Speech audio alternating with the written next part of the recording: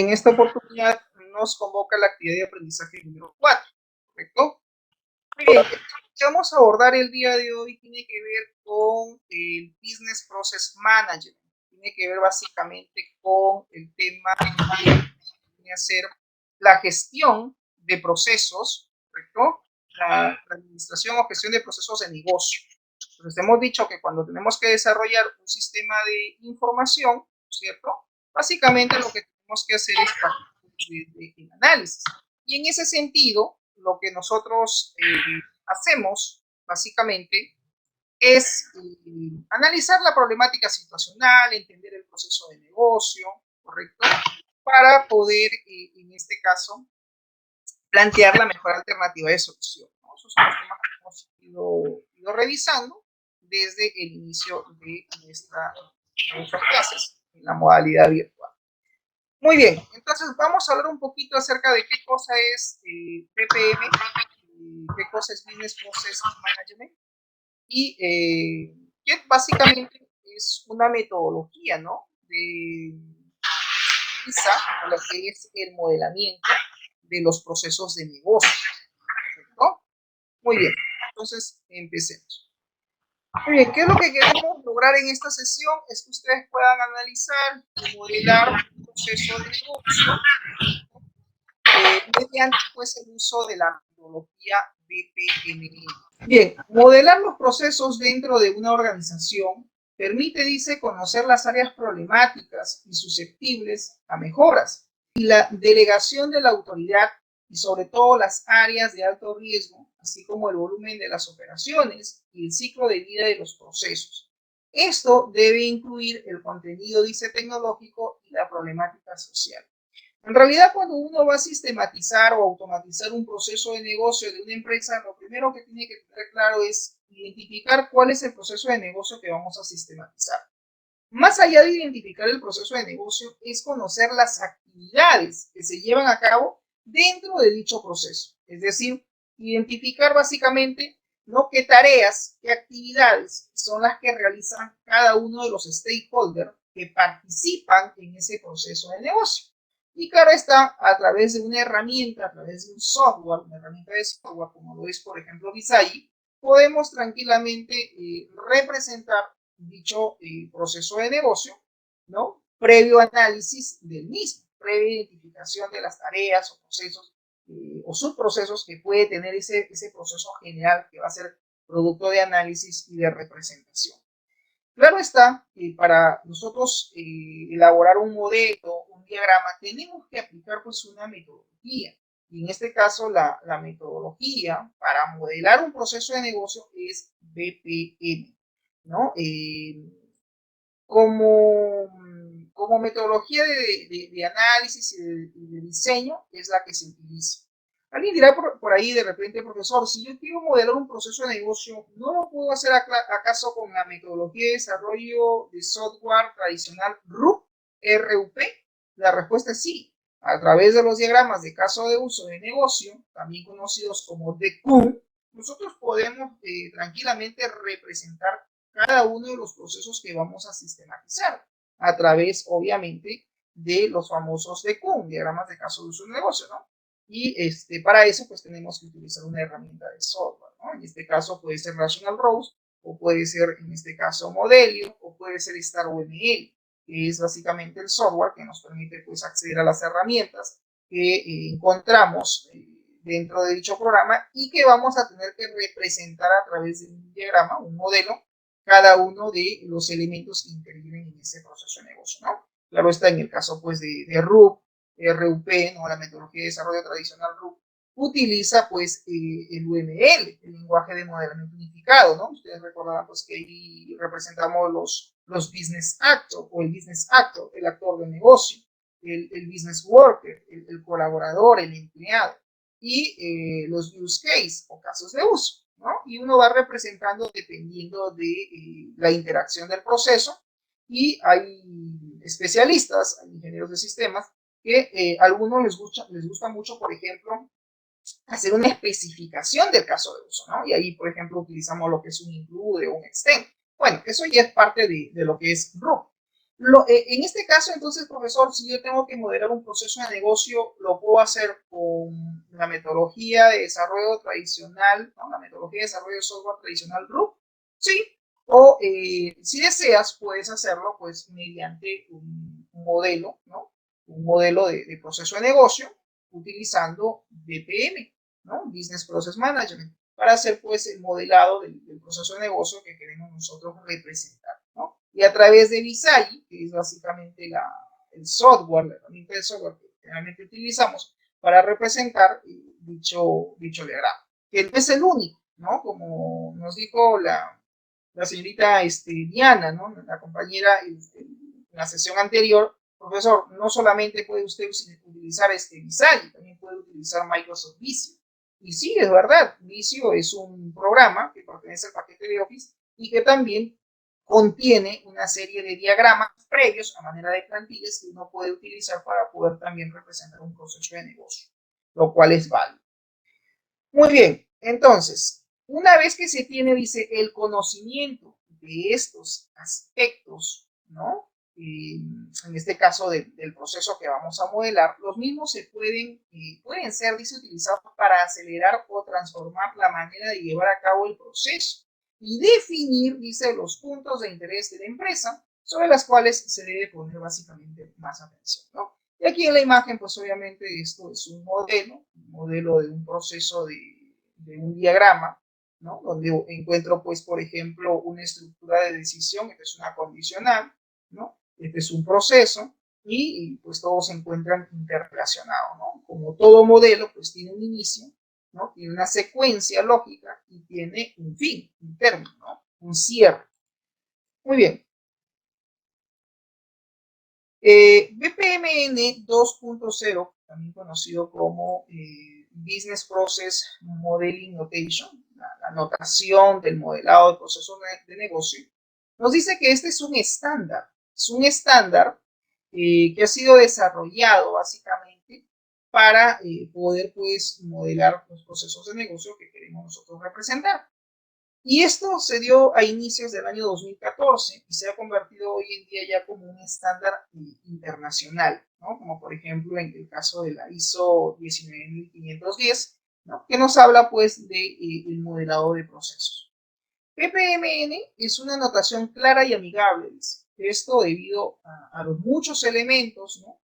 Y a la secuencia que siempre van pues, ¿no? De izquierda a derecha, es decir, en la representación de un flujograma, que es un flujograma, siempre esta representación va de izquierda a derecha, permitiendo, dice, seguir el flujo del proceso tal cual se lleva a cabo, ¿no? Siempre va hacia adelante, ¿no? Generalmente siempre un proceso lo representamos de izquierda hacia la derecha y siempre va en forma secuencial, ¿no?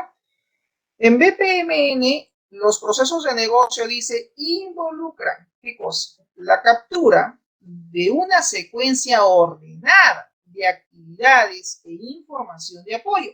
Modelar un proceso de negocio implica representar cómo una empresa realiza sus objetivos centrales. O sea, básicamente, eso es la razón de ser de un proceso que queremos nosotros representar a través de dicho modelo y para lo cual nos recomiendan utilizar esta metodología, ¿no? La metodología BPMN, ¿no? Muy bien. ¿Cuáles son los principales elementos? ¿No? Porque en todo modelo, en todo diagrama, pues tienen que haber ciertos elementos, ¿correcto? ¿Cuáles son estos elementos de la notación BPMN?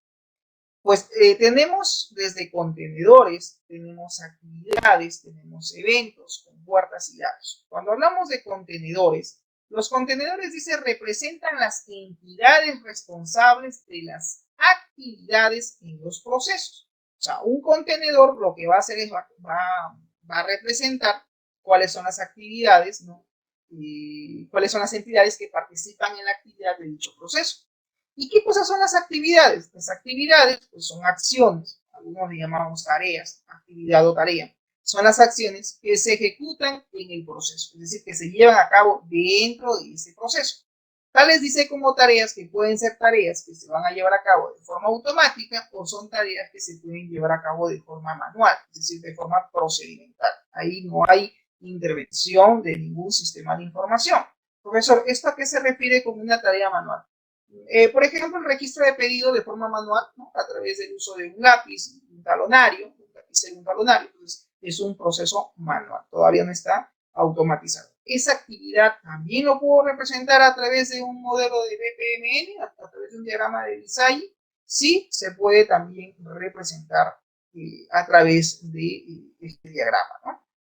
Los eventos, dice, son aquellos elementos que denotan básicamente una pausa o el fin de un proceso. Es decir, un evento puede pausar un proceso o puede finalizar también un proceso. Otro elemento de la notación BPMN son las compuertas. Estos son los elementos, dice, de bifurcación del proceso, ya sea por los datos o por algún evento.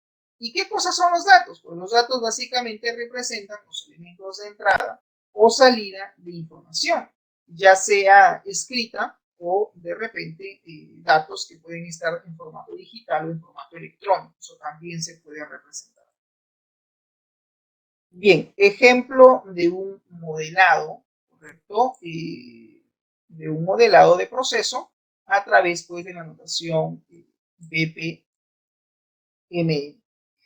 Muy bien, aquí ¿qué tenemos? Tenemos un pool, ¿no es cierto? El famoso pool o ledger que le llaman. Y pues obviamente hay un inicio, un evento inicial, y como todo proceso, pues tiene que tener un cierre, tiene que tener un evento final. Entre ese inicio y ese fin se va a llevar a cabo pues una serie de actividades, una serie de tareas, ¿no? Y que también pueden haber ciertos eventos o ciertas condiciones o estructuras de decisión que pueden formar parte del proceso y que tenemos que representarlo para poder entenderlo. Muchas veces cuando uno va a sistematizar un proceso, cuando uno hace levantamiento de información en una empresa, lo que encuentra es un texto. A veces nos pasan ya el proceso escrito, tipificado, escrito, nos pueden pasar un informe con 3, 4, 5 hojas, describiendo todo el proceso de pedido, de venta, ¿no? de la facturación, o del delivery, o el proceso de matrícula, o el proceso de control de asistencia, o el proceso de pagos, el proceso de repente de compras, el proceso de repente de almacén, ¿no? Y cómo se lleva a cabo ese proceso, ¿no? Aquellos que quieren, por ejemplo, sistematizar el proceso de almacén, creo que leí un informe en una de sus tareas de una cadena de boticas. Entonces ya yo me pongo a analizar si es una cadena de boticas, entonces este analista, este especialista que va a representar el proceso, tiene que tener en claro cómo se lleva a cabo el proceso de almacenamiento de los medicamentos en la botica, ¿no? Adicionalmente también tiene que definirse si es que, por ejemplo, esta cadena de boticas, ¿no? Tomando el ejemplo de nuestros compañeros, una de sus tareas que han enviado, si es que manejan sucursales. Profesor, sí manejamos sucursales. Ok, ¿existe un almacén general? ¿No? O cada sede va a manejar también su propio almacén. Puede que haya un almacén general y que de ahí recién se repartan los medicamentos, ¿no? A las demás boticas. ¿Estamos? Entonces, ese detalle, esa información, yo tengo que tenerlo en claro al momento de analizar y modelar, por ejemplo, la base de datos. Que para ahí tengo que construir otro tipo de modelo, distinto a un modelo en design, distinto a un modelo de proceso de negocio, ¿no? Porque ahí estamos hablando ya de un modelo que es básicamente el modelo relacional, el famoso modelo de identidad-relación, ¿no? Y ahí tú tendrás que considerar qué entidades, qué atributos, ¿no? ¿Qué relaciones van a existir en tu modelo para luego implementarlo como database, como base de datos? Pero, profesor, si yo quiero sistematizar el proceso de almacén, o quiero sistematizar el proceso de control de inventario, ahí está, proceso de control de inventario y almacén de los medicamentos para esta cadena de boticas, entonces yo te digo, ¿tú conoces cómo se lleva a cabo el proceso de control de inventario del almacén, de la botica? ¿Cómo se lleva a cabo? ¿Vamos? Entonces, ¿quién es el encargado? Hay un jefe de almacén, es el jefe de la sucursal o director de la sucursal, ¿no? de la botica o el administrador de la botica. Entonces, tengo que investigar primero qué rol tiene, ¿no? ¿Qué rol tiene? Cuáles son sus funciones que realiza dentro de la empresa? Y este empleado, ¿no? Si es el encargado de llevar a cabo pues, el control de inventario, ¿cómo lo realiza? ¿No? Cada cuánto tiempo se lleva el control de inventario de los medicamentos. ¿No? Todos esos detalles yo tengo que conocer del proceso. Y obviamente tengo que hacer levantamiento de información y es muy probable que te den todo un texto, una página completa o 2 páginas donde te expliquen de forma textual cómo se lleva a cabo de repente el proceso de control de inventarios, que no solamente sea en una sede, es probable que se lleve a cabo en todas las demás sedes o sucursales de esa cadena de boticas. Y la pregunta es, ¿para qué? Para llevar un control del inventario, ¿no? Del stock de medicamentos que maneja cada sucursal. Y la pregunta es, ¿para qué?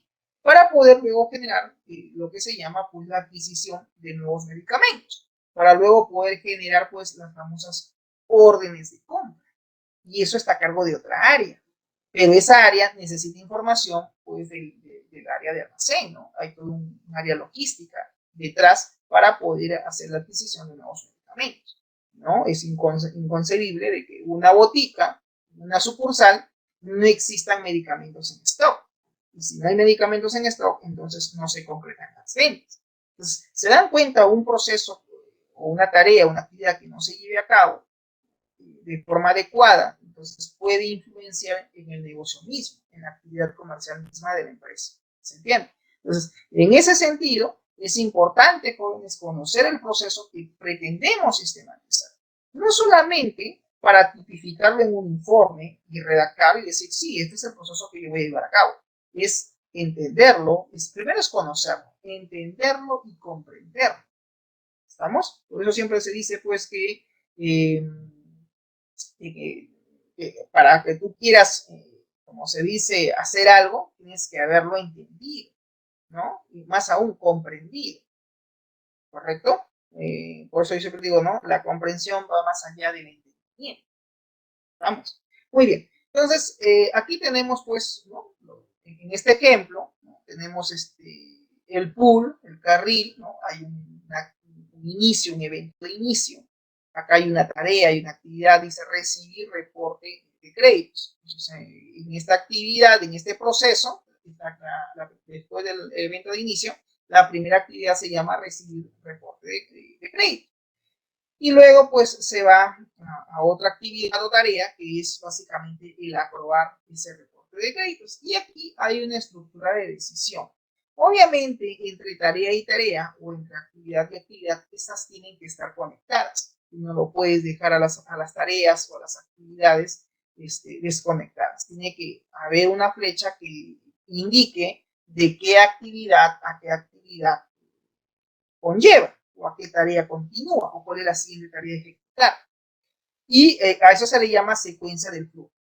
En una estructura de decisión, que es generalmente a manera de un rombo, se utiliza para poder hacer una evaluación. Es como plantear una condicional, ¿no? Quizás ahí de repente Carlos estará pensando, o Diana estará pensando, profesor, eso es un if. Eso me hace acordar a mi pseudocódigo, ¿no? Cuando tenía que elaborar mi algoritmo, ¿no? Mi profesor de programación primero me hacía que yo elabore mi pseudocódigo y luego pues en el PCIN de repente generaba pues mi diagrama, ¿no? Mi famoso DFD, diagrama de flujo de datos, que también se utiliza mucho cuando el alumno tiene que aprender la lógica de programación a través de un diagrama de flujo de datos y luego se genera pues en este caso el pseudocódigo, ¿no? El falso código para luego recién implementar el algoritmo, a medida pues de la experiencia también que vaya manejando el estudiante. Entonces sí, esta estructura de decisión es como decir un if, ¿no? Dice pago ok, es como decir, el pago es correcto, el pago se efectuó, sí o no. Entonces, esta es una condición que va a dar un valor positivo, un valor afirmativo, true, y un valor falso, valor false. Entonces, dependiendo de la respuesta, va a tomar un camino distinto, ¿correcto? En este caso dice, muy bien, si el pago está ok, se va a incluir el historial de las transacciones. Si no, se va a incluir un texto externo. Bueno, en este proceso, en este ejemplo, lo están planteando así. Puede que el proceso sea de esa manera, quizás es así, por eso lo están representando de esa manera. Muy bien, una vez que se lleva a cabo esa condición, finalmente se termina el evento, ¿no? Viene el fin de la secuencia. Muy bien, cuando hablamos entonces de contenedores, ¿no es cierto? En los contenedores podemos incluir entonces las tareas, podemos incluir también ciertos mensajes, ¿no es cierto?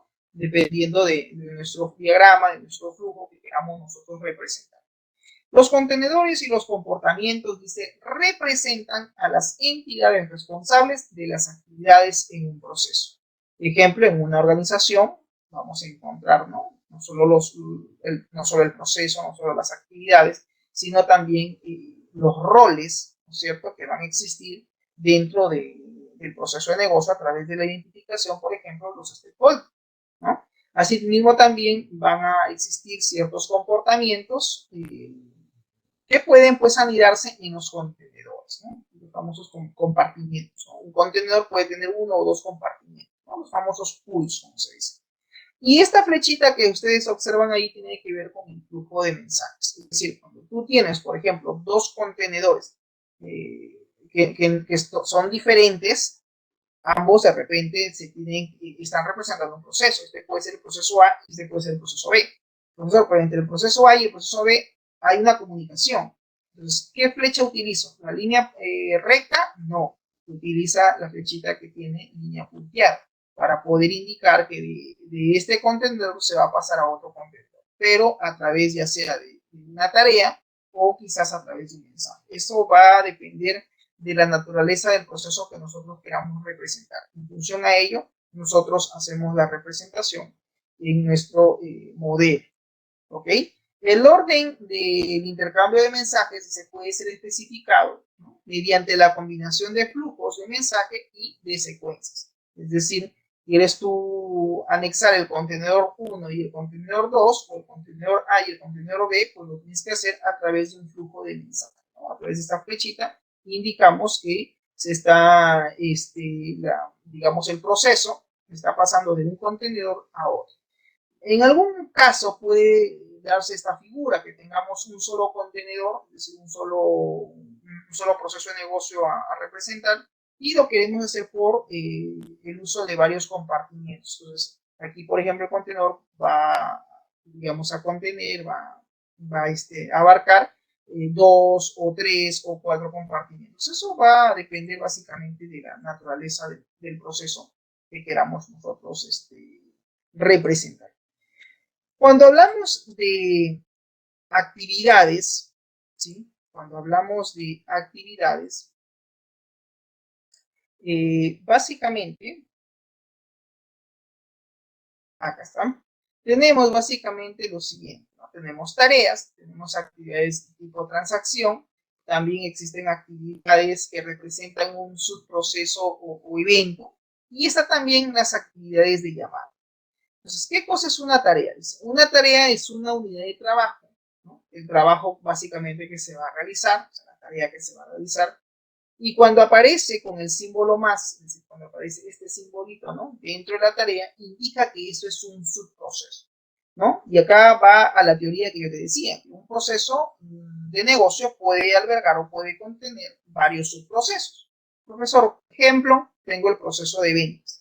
El proceso de ventas yo lo puedo agrupar por varios subprocesos, ¿no? El proceso de pedido, el proceso de facturación y el proceso de pago. Voy a asumir que esos 3 subprocesos van a llevar a cabo el proceso de la venta. Porque la venta se inicia, profesor, desde el proceso de emisión de pedido, luego viene el proceso de facturación y finalmente el proceso de la venta se finaliza, se cierra con el proceso del pago. Ok, si esto es así, entonces se da de esa manera. Cuando hablamos de una actividad de transacción, dice, una transacción es un conjunto de actividades relacionadas, lógicamente, adhiriéndose a un protocolo transaccional particular. Es decir, pueden haber también actividades que quizás representan alguna transacción dentro del proceso de negocio. Y por otro lado están los subprocesos de eventos. Un subproceso de eventos se sitúa en el interior de otro subproceso. Este, dice, se activa en la ocurrencia del evento del inicio especificado y mientras el proceso que lo contiene permanezca también activo, el subproceso de evento puede interrumpir o no el proceso que lo contiene. Es decir, podemos tener, ¿no?, dentro del proceso de negocio que vamos a modelar las actividades, quizás también transacciones. Esto va a depender también de la naturaleza del proceso que queramos representar. Y pueden haber también eventos, subprocesos de eventos que quizás queramos también representar en ese modelo. Eso ya va a depender básicamente del Weltanschauung, del punto de vista del analista, ¿no? Del analista de sistemas que va a representar el proceso.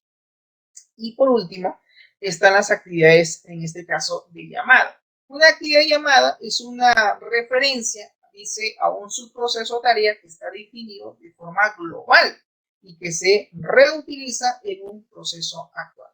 Bueno, esto ha sido tomado del autor Montero, García y Bañuelos, también de Dumas, del año 2010.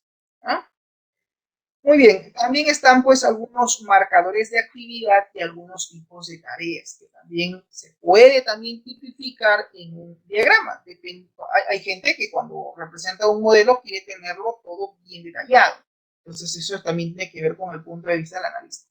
Si es así, pues puedes utilizar, ¿no?, esta simbología en cada uno de los elementos, tanto para las actividades como para las tareas, ¿no? Por ejemplo, me voy a centrar más que todo en el tipo de tarea, ¿no? Por ejemplo, dice acá, los tipos especifican básicamente, en cuanto a los tipos de tarea, especifican la naturaleza de la tarea que se desea llevar a cabo. Existen tareas de envío, existen tareas de recepción, ¿no? Para eso pues se utiliza esa simbología, ¿no? Como un sobrecito, envío en colores, en este caso oscuro, o bien marcado, y recepción también tiene el mismo icono, pero con un tono más claro. Luego está también aquella tarea que lo realiza el usuario.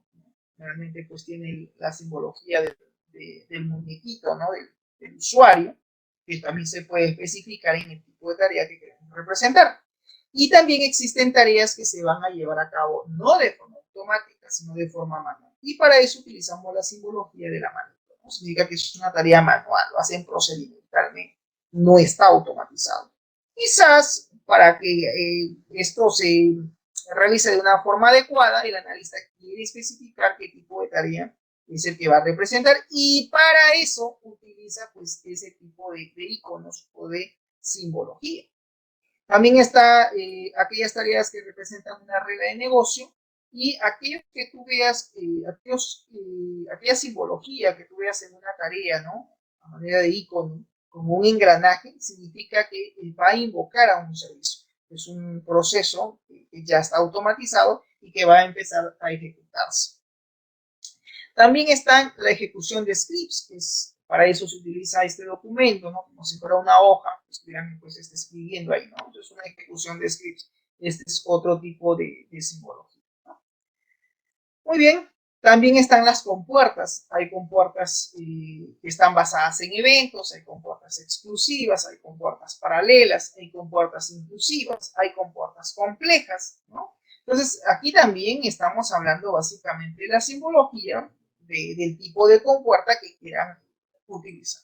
De repente alguien de ustedes dirá, profesor, y si yo en mi diagrama simplemente quiero ponerle una compuerta y no quiero especificarlo como está aquí la simbología, ¿puedo dejarlo así? Bueno, sí, también es válido, ¿no? Solo que aquí están ya, digamos, mucho más especificados con su simbología, digamos que el diagrama va a ser mucho más entendible, ¿no?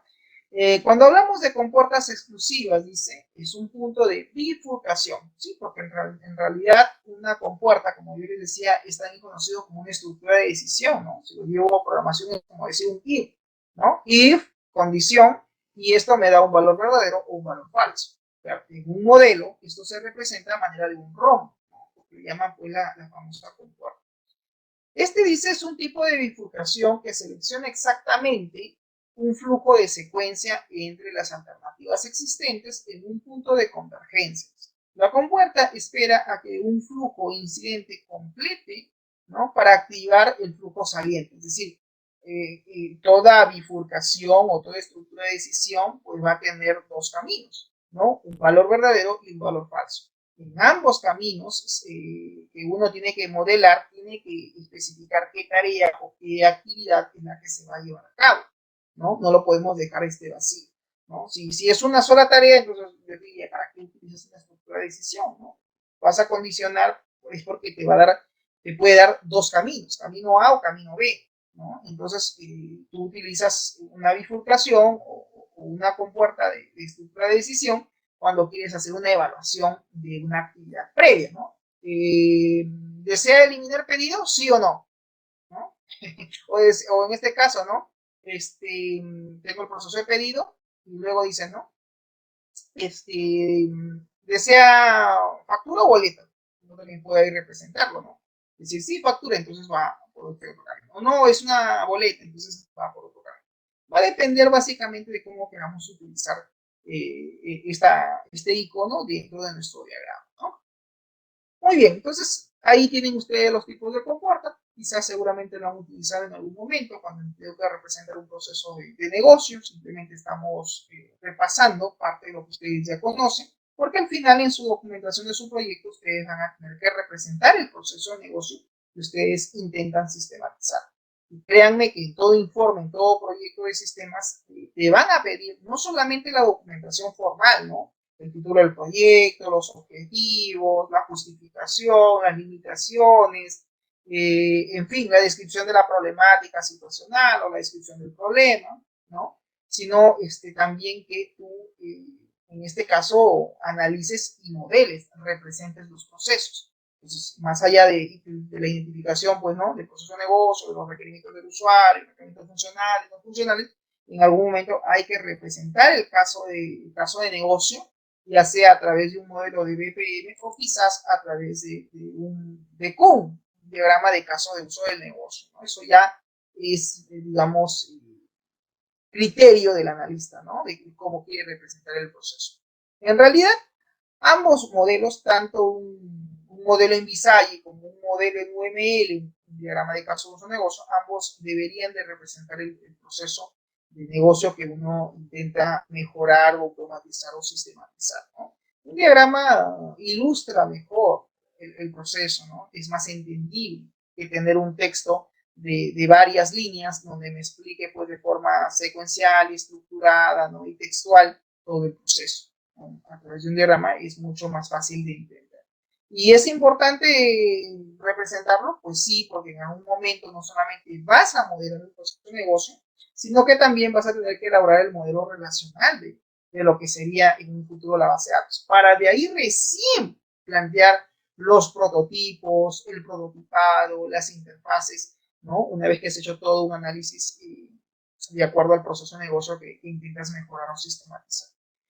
Muy bien, definitivamente en un modelo de BPMN, a través del uso de esta metodología, vamos a representar qué cosa. No solo procesos de negocio, no solamente con el evento inicio, el evento final, las tareas, la secuencia del proceso, de cómo es que se lleva a cabo, ¿no? De forma real, ¿no? En la vida real, porque esto yo lo estoy analizando, lo voy a interpretar y lo intento representar. Un modelo, un diagrama sintetiza una realidad de una forma gráfica. Y naturalmente, pues voy a encontrar ciertos datos. Hay datos que van a ser datos de entrada y también pueden haber datos de salida, ¿no? El famoso input, el famoso output. Input es entrada, output es salida. En una tarea, naturalmente, va a haber o va a existir ciertos datos que van a ingresar a la tarea y probablemente en esa tarea también, cuando se ejecute, cuando se lleva a cabo, cuando se represente, pues, va a también poder generar cierta salida de datos. ¿Ok? Muy bien, ¿qué cosa es un dato? Es un dato de entrada, ¿no? También denominado input, es una entrada externa a todo el proceso, ¿correcto? Puede ser leído, dice, por una actividad. Un dato de salida, o también conocido como output, es una variable disponible como resultado del proceso. Generalmente en un modelo de BPM nosotros representamos los datos como si fueran una hojita, ¿no? Como si fuera un documento. Esto es un dato de tipo get, que representa información que fluye a través del proceso, tales como documentos, correos electrónicos, cartas, etc. Una colección de objetos representa una colección de información, o sea, una lista de artículos. Y cuando los datos van a ser ya almacenados, de repente, profesor, yo quiero representar el proceso de negocio que funciona en la empresa, en la botica, ¿cierto, Diana? Y Diana me puede decir, profesor, pero la cadena de boticas no tiene todavía un sistema transaccional. De repente, la botica todavía tiene un sistema, pero es un sistema básico, trabajan con Access. Trabajan ya, profesor, con una base de datos, pero no es una base de datos digamos, como lo es Oracle, como lo es MySQL, como lo es SQL Server, como es PostgreSQL, como es DB2, ¿no? Que son gestores de base de datos relacionales, sino que trabajan con Access. Y Access es un gestor de base de datos como usuario o un gestor de base de datos de stock. Acuérdense que SQL, Oracle, PostgreSQL, son gestores de base de datos de tipo RDBMS, Relational Database Manager System. Son sistemas administradores o sistemas gestores de base de datos relacional. Y si es que el proceso de negocio que tú quieras representar, Diana o Carlos, trabajan con Access, por eso que los datos son almacenados. ¿Cómo lo represento eso, ¿no? Del mundo real, que no es manual, sino es que ya utiliza un repositorio? Pues utilizas este icono a manera de cilindro, ¿no? Esto nos va a representar como el almacén de los datos, ¿ok? Entonces, el almacén es el lugar donde el proceso se puede leer o se puede escribir datos. Generalmente se representa de manera, se utiliza este icono para hacer referencia a un database, a una base de datos. La información en un almacén de datos persiste más allá, dice, de la vida, de la instancia del proceso. O sea, más allá del proceso que vayamos a representar, pues tenemos que colocarlo para tener una mejor comprensión, ¿no? Entonces, el que lea el diagrama y diga, ajá, almacén, ellos trabajan con un database. O sea, el proceso que usted está representando es un proceso de negocio que quizás ya parte del proceso está parcialmente sistematizado. ¿Y para qué lo representas? Para mejorarlo, para optimizar, para ver qué cambios voy a generar a través de mi sistema en ese flujograma, en ese proceso de negocio. Me doy cuenta que sigue esta secuencia, profesor, y ahora ya yo voy a anular tal tarea y tal tarea, porque estas dos tareas que ahora son manuales, pues van a ser automatizadas. Genial. Entonces, te ha servido el diagrama, te ha servido el modelo para poder identificar las mejoras, ¿no?, que vas a hacer a través del uso de las TIC, a través del uso, pues, del sistema que tú vas a plantear, ¿no? Entonces, para eso también se utiliza un flujograma, un modelo de este tipo, ¿ok? Y están también los mensajes. Un mensaje, dice, es utilizado para representar, dice, el contenido de una comunicación entre dos participantes, es decir, entre dos stakeholders, ¿correcto? Muy bien. ¿Existen, profesor, niveles de modelado? Sí, existen niveles de modelado, ¿no? Hay modelado del primer nivel, del segundo nivel y del tercer nivel. Cuando hablamos de entorno de procesos, cuando hablamos de niveles de modelado, está pues el nivel número 1, que es el nivel descriptivo. Está el nivel 2, que es el nivel operativo, y el 3, el nivel técnico. ¿Qué se refiere cuando hablamos del nivel descriptivo? Pues aquí lo que vamos a hacer básicamente es representar el alcance y la funcionalidad, en este caso del modelo, cuyo objetivo es la comprensión rápida del proceso, y a nivel semántico es básicamente tener la lógica, ¿no?, de lo real, de lo abstracto, y representarlo en ese modelo. Entonces ahí tendríamos un modelo del nivel descriptivo. También existe el nivel de modelado a nivel operativo, que básicamente está enfocado al proceso, ¿no?, al negocio propiamente dicho. Y aquí lo que contiene este nivel de modelado ya es básicamente todo el flujo operativo, es decir, todo el flujograma operativo del proceso de negocio. ¿Qué se busca aquí? Tener una coordinación en detalle de todas las tareas o actividades que vamos a representar, y cuya semántica busca tener, pues, de forma física, de forma concreta, toda la secuencia de ese proceso que vamos a representar. En el nivel 3 o nivel técnico, aquí ya hacemos un modelo donde vamos a hacer, pues, un detalle técnico quizás del proceso, donde intervenga de repente, no sé, puede intervenir el uso de un software, de repente de algún elemento de hardware, ¿no? Ya esto es a nivel técnico, ¿no? Y también ahí lo que se busca es la representación, ¿no?, física de un proceso quizás donde intervenga el uso de las TI, de las tecnologías de la información, y que también podemos representarlo a través de ese modelo. ¿Okay? Entonces, a eso se refiere cuando hablamos de los niveles de modelado. A ver, cuando hablamos del nivel 1, dice la audiencia del nivel 1 descriptivo, ¿no?, son principalmente los process owners, o sea, los propietarios del proceso, ¿no?, y los administradores del proceso. En este nivel, dice, se describen el flujo normal del proceso tal y como queremos que ocurra, sin considerar casos de errores o de excepciones. En el nivel 2 ya se explica lo que es básicamente la lógica, ¿no?, del proceso, los detalles. Acá ya incluimos de repente las fallas o interrupciones que se puedan dar, ¿no?, dentro del proceso de negocio, si es que va a haber alguna audiencia. Ya esto es más a nivel analítico, ¿no?, a nivel del analista, de los procesos y los entregables para su implementación. En el nivel 3, dice, es ya la representación del modelo operacional, del proceso de ingeniería, donde vamos a tener que adaptar el proceso de negocio al modelo ejecutable y enriquecido ya con ciertos aspectos técnicos, donde queremos de repente hacer esa representación de nuestro flujograma que vamos a implementar. ¿Ok? En el modelo entonces de nivel 1, ¿no?, básicamente que tiene que ver con el modelo de la descripción, ¿no?, del proceso descriptivo, dice un modelo de procesos es el primer nivel, describe la lógica del negocio lo más compacto posible. Es el objetivo principal de este nivel, es describir, dice, el alcance que tienen todos los procesos de inicio a fin, de principio a fin. El primer nivel sirve como introducción y definición de alcance a todos los participantes, pero principalmente a los responsables de las áreas o los procesos, como por ejemplo el gestor del proceso o el propietario del proceso, ¿no? Entonces, de esa manera también se utiliza, ¿no?, un modelado de este nivel, el nivel 1. Muy bien. A ver, aquí tenemos una imagen, ¿no es cierto? No sé si ustedes pueden observar atentos, ¿no? Aquí en pantalla, en el extremo derecho, tenemos a manera de un plano, ¿correcto? ¿Alguien me puede decir, ustedes jóvenes que están aquí en sala, qué representa o qué intenta representar ese proceso? ¿Alguien puede descifrar ese modelo, de qué cosa trate, así a grosso modo? ¿Se puede entender, se puede ver de qué trata este modelo? Ideas. ¿Qué será? ¿Será un modelo de instalación eléctrica, parece? Parece que fuera un modelo de red. Es un circuito. Parece Circuito una eléctrico. placa. Parece una placa, dice Julio. ¿Ya? ¿Qué dice Carlos? Es un circuito eléctrico. Un circuito eléctrico. Ya, muy bien. Diana.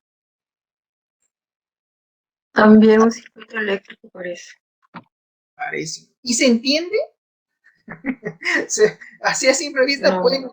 No entiendo nada. Ahí veo Claro, ¿no? algunos AND, algunos NOT, Ajá, algunos OR por ahí, ya, pero muy de bien. ahí más o menos tenían un poquitito. Habría que hacer un zoom, ¿no? Claro. Claro, o sea, si se dan cuenta, yo no soy del área de electricidad, no conozco la parte eléctrica, ¿no?, lo básico, pero no, si a mí me da un modelo y dice Castañeda, mire, este es un circuito eléctrico, por favor, léelo. Lo voy a mirar y voy a ver una serie de conexiones y decir, bueno, lo que entiendo es que son una serie de conexiones, pero como nos comentaba hace un momento Carlos, ¿no?, y de entradas, de salidas, etcétera. Claro, ¿a qué quiero llegar? No todos los especialistas pueden descifrar lo que ven en un modelo. Si yo a un ingeniero electrónico le doy un modelo relacional, acuérdate, modelo de identidad de relación, el famoso Erwin, ¿no? Erwin Data Model, creo que usábamos para poder elaborar el DER, diagrama de relación. Y a través de, me parece, el programa DIA, elaborábamos lo que era el MER, modelo de identidad de relación. Llevaron base de datos conmigo, yo lo hacía generalmente en pizarra, ¿no? Dibujaba mis rombitos, ¿no?, mis entidades, y les decía, muy bien, este es el modelo relacional. Claro, si yo le doy un modelo relacional o un diagrama de entidad de relación, un diagrama relacional a una persona que no es del área de informática, ¿ustedes creen que lo va a entender? O sea, ¿va a poder atinar lo que queremos representar o no? ¿Qué opinan ustedes? O, por ejemplo, yo le doy de repente un plano, ¿no? No sé, un plano de quizás de una maqueta de una construcción, de repente de un edificio, a alguien que no es de la especialidad de arquitectura o no es de la especialidad de ingeniería civil, ¿no? Va a poder de repente entenderlo 100% el diagrama, el modelo. Yo creo que no, ¿eh? Cada especialista conoce su área y va a poder descifrar el modelo siempre y cuando lo conozca y lo entienda, ¿no? Si alguien, por ejemplo, sabe de electrónica, quizás aquí en sabe, Carlos conoce un poquito de la parte eléctrica o la parte electrónica, de repente Julio va a poder entenderlo, decir, ah, sí, profesor, claro, esto es así. lo va a poder descifrar, decodificar el modelo. Pero alguien que no es de la especialidad, pues simplemente lo que va a ver, sí, es un circuito eléctrico. Dame más detalle, pues no te voy a poder dar detalle, porque no entiendo qué cosa es lo que representa. Entonces, a eso un poco la imagen, ¿no? Muy bien, dice, el modelado debe entenderse fácilmente, ya que deberá de poder interpretarse por personas que no tengan conocimiento en BPM. Es decir, un modelo que se elabora en Visay, ojo, atención con la definición, dice, es un modelo que debe ser capaz de poder ser interpretado por cualquier persona. Es decir, cualquier persona que no necesariamente sea del área informática, al ver un modelo en Visay o un modelo que es aplicado a BPMN, debe de prácticamente entender el diagrama porque debe de ser sencillo, debe ser también fácil de entender. ¿A qué conclusión quiero llegar, jóvenes? Que muchas veces, cuando modelan procesos, algunos especialistas crean muchas actividades en un modelo. Y a veces, en vez de que se entienda, a veces termina complicándose el modelo. Entonces, cuando uno modela un proceso, debe de ser lo más sencillo, lo más práctico posible. Y en todo caso, puedes tener varios submodelos o subprocesos para que luego sean, cada subproceso es como que lo veo con lupa y sigo explotando, abriendo el proceso y lo sigo representando. Hay gente que te pone todo un modelo pues, de Visay, un montón de actividades y termina siendo muchas veces una enredadera ese modelo. Entonces, ahí también la recomendación con ese tema. Muy bien, este modelo dice debe abstraer lo más importante del proceso y resumirlo en un diseño gráfico de no más de una hoja tamaño K. Ojo, ni siquiera tamaño 4, tamaño K. Es decir, el modelo debe de representar lo más importante de un proceso de negocio. Para eso tenemos que resumir. Si tú quieres dar mucho más detalle, pues para eso lo tienes tipificado en un texto, en un documento, tú puedes tipificar todo el proceso con todos sus detalles. Pero un modelo debe de ser sencillo, ¿ya? No, cuando ustedes tengan oportunidad de modelar un proceso, no se compliquen mucho, traten de hacerlo lo más sencillo, lo más entendible, porque tu modelo no necesariamente lo vas a hacer para que tú lo leas. Esto en algún momento lo va a poder consultar cualquier usuario, cualquier stakeholder de la empresa. Y te dicen, Diana, ¿y representaste así en el proceso de control de inventario? Sí. ¿Cómo? A ver, ¿puedes enseñarme tu modelo? Entonces Diana Giraldo, ¿no? Ella como que se dice, sí, claro, yo puedo explicarte el proceso. Y empiezo así, y le muestra el diagrama, ¿no? Entonces, y esto viene por acá, ¿no? Acá tenemos el pool, acá está pues el jefe de almacén, ¿no? Y ella empieza pues a explicar toda la secuencia de su proceso de control de inventario. ¿Dónde estamos? Entonces, pero para eso pues hay que conocer el proceso, primero cómo se lleva a cabo, ¿no? En la vida real, para luego poder representarlo a través de un diagrama. Muy bien, la recomendación es no incluir más de 10 objetos, es decir, de flujo, y 8 artefactos en este nivel, en el nivel 1, que es el nivel descriptivo. O sea, por ejemplo, tenemos el proceso, dice, de reclutamiento y selección de ¿qué? De personal. Para ello, pues hay un inicio, con lo que es el cargo de la vacante, y tiene un fin, que tiene que ver ya con la contratación, el cierre, ¿no? En todo proceso de selección y reclutamiento y selección de personal, pues hay un inicio y un fin. Primero, hay un cargo que está vacante. Empieza por ahí, es decir, hay un cargo disponible en la empresa, se hace la publicación de la vacante, dice, y luego lo que se va a hacer es, se va a publicar la postulación de los candidatos que probablemente pues, vayan a acceder a esa plaza, ¿no? A esa vacante. Pues bien, luego se va a tener que enviar la postulación y se va a tener luego que evaluar las postulaciones, es decir, los currículos vitae, ¿no? Probablemente pues que sean, la gente ha postulado, ¿no? Los especialistas, las personas, ¿no?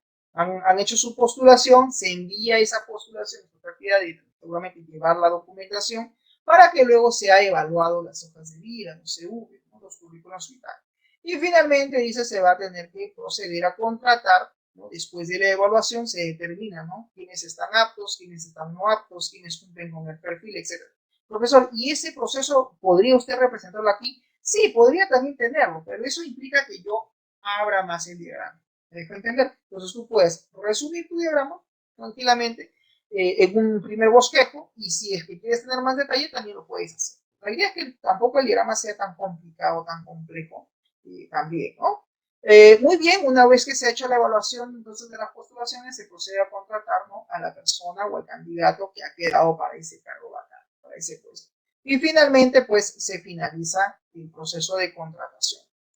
Sabiendo de antemano que este modelo será poco preciso, ya que se deberá desistir de completitud en cuanto a representación de la lógica o de la semántica, dice, completa del proceso. De igual forma, se admite el compromiso de permitir inconsistencias en este nivel, que ya es, en este caso, de nivel descriptivo, ¿ya? Entonces, a eso se refiere con ese primer nivel. Surge aquí una interrogante. Dice, ¿cuándo es necesario modelar los procesos? Es decir, ¿en qué momento, correcto, tenemos que llevar a cabo, ¿no?, el hecho de poder modelar? ¿Cuándo es necesario modelar los procesos en un nivel descriptivo? Cuando se levanta, dice, por primera vez la situación actual del proceso. O sea, cuando estás haciendo levantamiento de información por primera vez, tú puedes elaborar un primer diagrama, y ese primer diagrama, ese primer modelo, es un modelo de tipo descriptivo porque estás en el nivel 1. Si tenemos también que diseñar un proceso nuevo, o inclusive cuando tenemos que hacer un rediseño de un proceso ya existente, tenemos que hacer un modelo de nivel 1, es decir, un modelo de proceso descriptivo. A eso se refiere. ¿Cómo se levanta un proceso a nivel descriptivo? Dice, cuando se puede, básicamente, consultar documentos, es decir, tienes que tener acceso a cierta información que probablemente lo vas a encontrar en alguna documentación escrita, como procedimientos o quizás manuales. Por lo general se hacen a veces también entrevistas, ¿no?, de forma directa, pues, a los usuarios. Eso también es otra forma de hacer un levantamiento de forma descriptiva, ¿no? Claro, porque imagínate que Diana quiere representar el proceso de control de inventario de la cadena de boticas que está planteando como proyecto. Entonces, lo primero que tiene que hacer bien ahora es empaparse acerca del proceso. ¿Cómo se lleva a cabo el control de inventario de medicamentos en una botica, ¿no? Esto cada cuánto tiempo lo llevan a cabo, qué tipo de medicamentos hay, etcétera. O sea, va a tener que hacer todo un levantamiento de información de forma previa, claro está. ¿Ok? A ver, creo que por aquí tengo una pregunta, no lo había visto en el chat. Ajá, Diana, ¿qué me dice? ¿Por qué es? Ok, le llaman pool o carril. O sea, algunos también le denominan ledger, ¿no? El pool, el carril, donde uno pues coloca ahí, ¿no?, los eventos, las actividades, las tareas del flujograma que tú quieras representar, ¿no? En inglés le dicen pool, ¿no? Pero es lo mismo, es un carril o pool o contenedor, ¿no? Bien. ¿Cómo se hacen las entrevistas, dice, con los usuarios del proceso de negocio? Pues bien, si bien es cierto, tienes que hacer entrevistas en algún momento, sí, hay que hacer obviamente alguna reunión de trabajo para poder acceder al detalle de la información. Sí, Diana, contenedor o pool, es lo mismo, contenedor o pool, el pool o el contenedor. ¿Qué plasmo ahí? Los eventos, las tareas. Si quieres utilizar la simbología, ¿no?, la manito, profesor, porque es una tarea manual, o voy a utilizar un engranaje, en esta tarea voy a poner el engranaje porque esto es un servicio que voy a ejecutar, o quiero representar que ese proceso está sistematizado.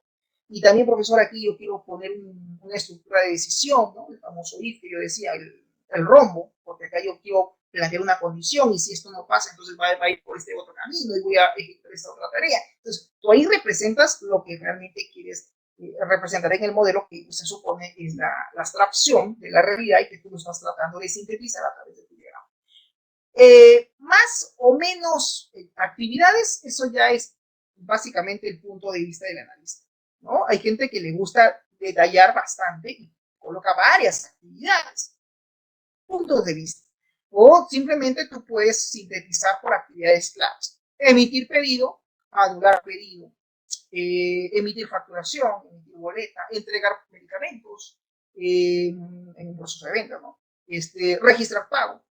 ¿Me dejo entender? O sea, yo en realidad pondría en un modelo de BPM actividades claves del proceso que yo quiero representar, ¿ya? Sin llenarme pues tampoco de tantas tareas, ¿no? La idea es que mi modelo sea entendible, que se entienda y que se pueda, digamos, quien vea el diagrama puede entender qué cosa es lo que yo intento representar, más allá de llenarme de tantas actividades. Puedo también hacer modelos de subprocesos, sí, también es válido.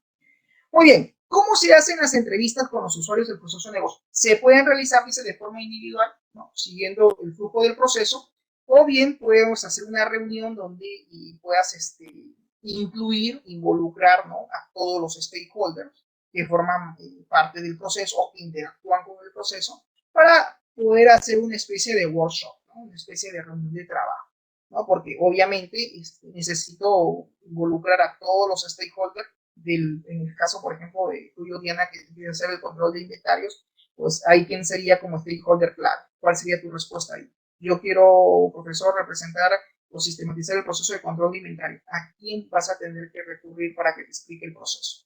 ¿Al administrador de la botica? Seguramente, ¿no? ¿Quién más intervendrá ahí? El encargado de llevar a cabo el inventario, ¿no?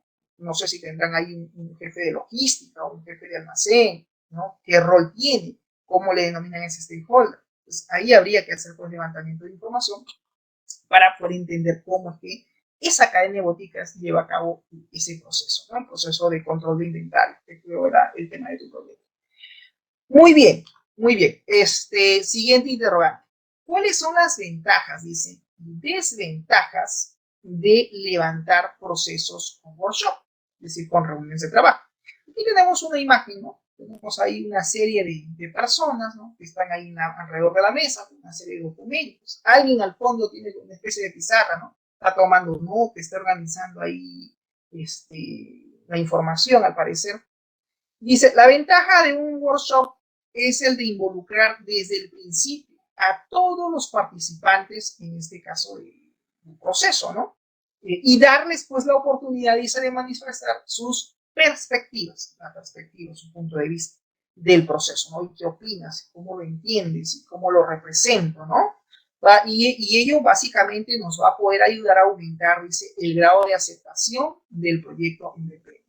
Claro, porque obviamente yo necesito aquí tener a todos los colaboradores o a todos de repente los stakeholders que intervienen en ese proceso para yo ver y escuchar también sus puntos de vista, ¿no? Y cada uno de ellos me explique cómo es el proceso, cómo se lleva a cabo, qué datos manejan en ese proceso, qué datos forman input, ¿no? Son datos de entrada dentro del proceso que voy a diagramar, y qué datos espero también obtener dentro del proceso, y qué datos voy a automatizar o sistematizar. Todo eso lo tengo que tener claro. Y para eso, pues lo mejor es hacer workshop o reuniones de trabajo. Es mejor involucrar a todo el personal, ¿no?, que forma parte de ese proceso. Ahora, pero dice, por otro lado, la dinámica de grupo también podría complicar, dice, el levantamiento del proceso, ya que cada participante tiene su propia interpretación, ajá, interesante, del flujo del proceso. Y muchas veces, dice, se mezcla, ¿no?, la forma de cada uno de cómo lo ve. Claro, esto también a veces sucede cuando el grupo, ¿no?, a veces no hay, ¿qué te digo?, no hay sinergia, ¿no? No todos logran, digamos, entender lo que se quiere hacer y cada uno tiene su propio punto de vista, ¿no? Y esto es lo que vemos a través de esta imagen, ¿no? Ustedes pueden observar ahí, tenemos al elefante y tenemos 1, 2, 3, 4 señores que, dicho sea de paso, están con los ojos vendados, si se dan cuenta. Y cada uno de ellos está pues intentando, ¿no?, identificar qué cosa es lo que está tocando, ¿no? Por ejemplo, uno toca la parte, ¿no?, si ustedes ven en la imagen de la barriga del elefante, ¿no?, y parece que estuviera él cree, ¿no?, que está tocando una especie de pared, ¿no?, quizás por la corteza de la piel del elefante. El otro está tocando ahí la pierna del elefante y al parecer él cree que está tocando un tronco, un árbol. ¿Se dan cuenta? Claro, porque obviamente pues en la imagen es como que están vendados, como que no están viendo están intentando representar algo, pero sin ver, ¿se entiende? Otro, por ejemplo, está intentando, ¿no?, toca la oreja del elefante y cree que es un abanico. ¿Se entiende la imagen un poco que he puesto ahí? O sea, a eso básicamente queremos llegar, ¿no? Que cada stakeholder pues tiene un punto de vista distinto, ¿no? Y cada uno de ellos pues trata de interpretar y eso también pasa a veces cuando uno hace grupos, proyectos con otras personas, cada uno tiene su punto de vista, pero hay que hacer reuniones para decir, mira, ¿y qué opinas tú? ¿Cómo entiendes el proceso? ¿Y qué mejoras crees tú que podríamos hacer? mira, estos son los requerimientos, mira, esto es el proceso de negocio, estas son las actividades. Ya lo hemos representado, sí, ya lo hemos analizado, sí, ya entendimos el proceso, sí, ya lo comprendimos, sí. Muy bien, y ahora, ¿de qué manera podemos ahora mejorar el proceso de negocio? ¿De qué manera podemos hacer los cambios que de repente nosotros queremos hacer? Bien, ok, ¿cómo vamos con el tiempo? Nos queda todavía un minuto. Muy bien, entonces a eso se refiere esa primera parte. Muy bien, dentro de lo que es el modelo, ¿no? El modelado de procesos descriptivos, dice, en un workshop, si no actuamos con personalidad y buenas técnicas de moderación, corremos el riesgo o el peligro de terminar con un modelo mal elaborado, con una mezcla de detalles y listas, dice, generalizadas que puede que parezcan completos, pero quizás no lo son.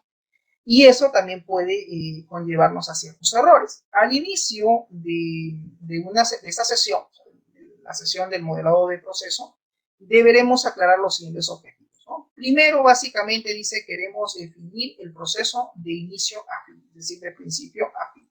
Dos, queremos captar el proceso en no más de 8 pasos. Quizás una mejor forma, ¿no? Les decía, de representar un flujograma es identificando el proceso, ver qué actividades, qué tareas se llevan a cabo, de tal manera que no sea muy excesivo. Tercero, solo queremos representar un flujo normal.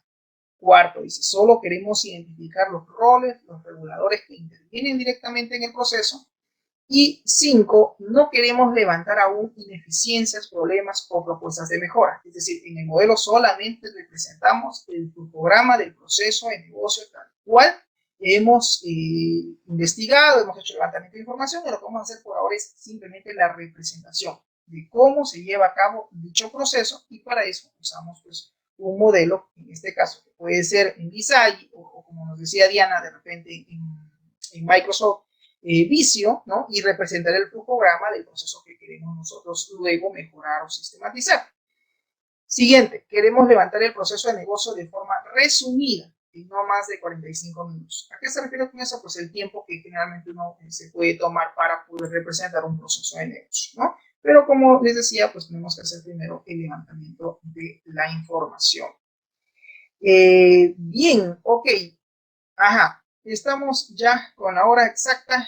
Estamos por acá con ingeniería. Muy buenas noches, ingeniero. Bien, jóvenes.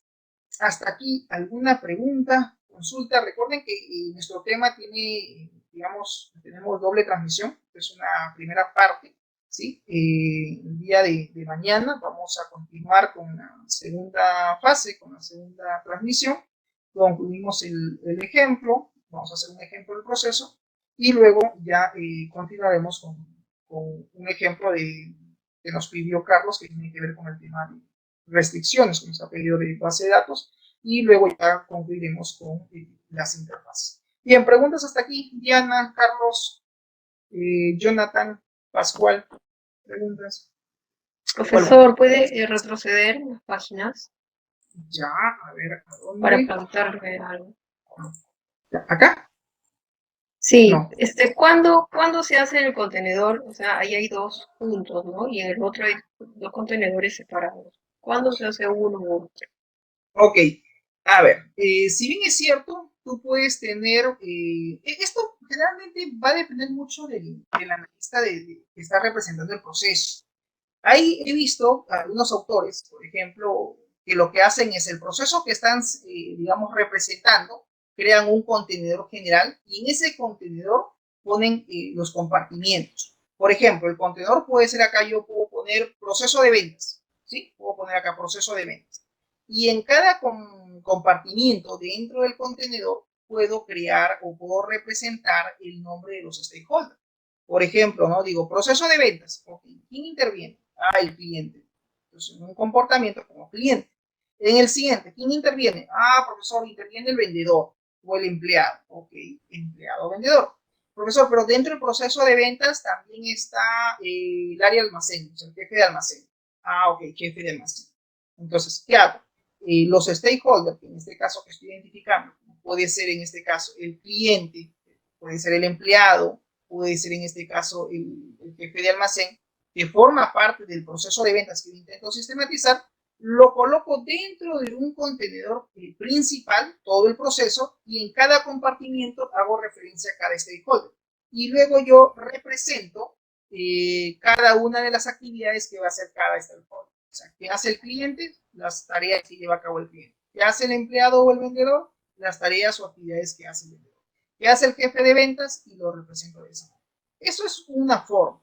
Hay otros que simplemente ponen así los contenedores por separados, conectan a cliente, empleado, jefe de ventas y generalmente el área. Es el nombre del área o el stakeholder que va a llevar a cabo las actividades, ¿no? O tareas. Ya, profe. Otra consulta, la siguiente, en la que sigue. En esta parte, el término actividad y tarea no vienen a ser los mismos.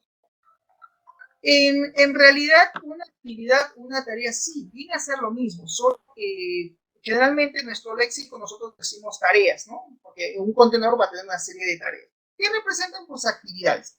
En el caso de la configuración de cada tarea, tú puedes añadir obviamente una simbología, ¿no? Como estábamos explicando al inicio, ¿no? Que pueden haber, por ejemplo, tareas que sean manuales o pueden haber tareas o actividades que se llevan a cabo a través de repente de un usuario o es un envío, una recepción la que se va a hacer.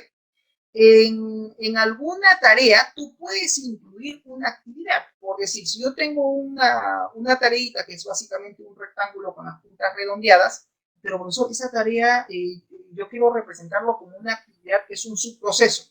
Tú ahí lo configuras y le pones, por ejemplo, el símbolo más como marcador.